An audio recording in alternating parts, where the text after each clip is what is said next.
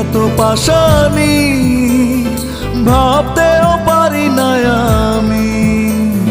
কষ্টে বুক ফেটে যায়, এত বেশি কষ্ট রাখবো কোথায়?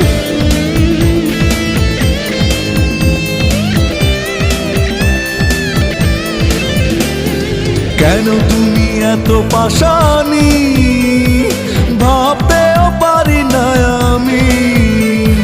কষ্টে বুক ফেটে যায়, এত বেশি কষ্ট রাখবো কোথায়? শুধু একবার বলো তুমি, কি দোষ করেছি আমি, কেন এভাবে